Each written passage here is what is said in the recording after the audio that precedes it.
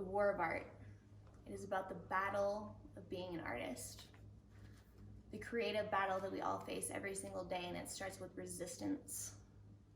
And then this book talks about being the professional, and then it talks about the muse.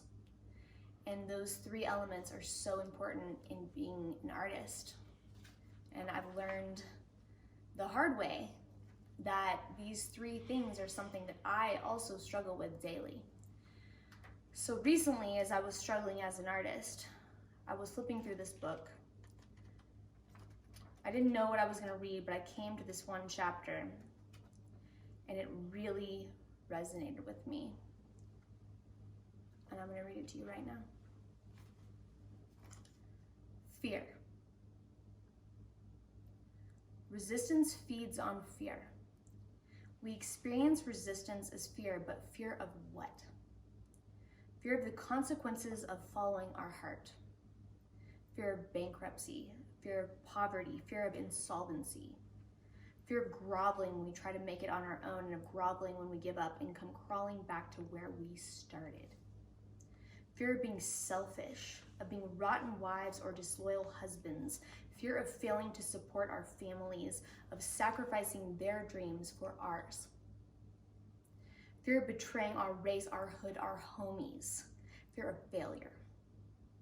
Fear of being ridiculous, fear of throwing away the education, the training, the preparation that those we love have sacrificed so much for, that we ourselves have worked our butts off for. Fear of launching into the void,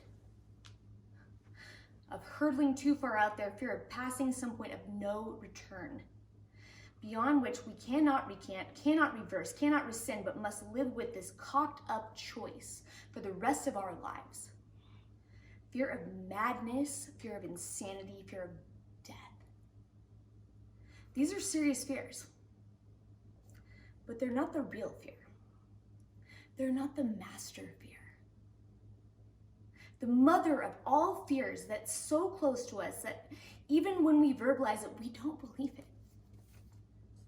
Fear that we will succeed.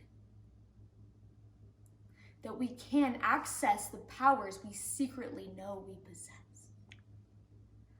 The magic, I added that part in. That we can become the person we sense in our hearts we truly are. This is the most terrifying prospect a human can ever face. Because it ejects him at one go. He imagines from all tribal inclusions his psyche is wired for and has been for 50 million years. We fear discovering that we are more than we think we are. More than our parents, children, teachers think we are. We fear that we actually possess the talent that our still small voice tells us. That we actually have the guts, the perseverance, the capacity. We fear that we truly can steer our ship, plant our flag, reach our promised land. We fear this because if it's true, then we be estranged from all we know. We pass through a membrane, we become monsters and monstrous. We know that if we embrace our ideals, we must prove worthy of them, and that scares the hell out of us. What will become of us? We will lose our friends and family, who will no longer recognize us. We will wind up alone in the cold void of starry space with nothing and no one to hold on to.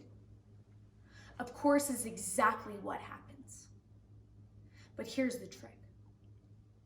We wind up in space, but not alone. Instead, we are tapped into an unquenchable, undepletable, inexhaustible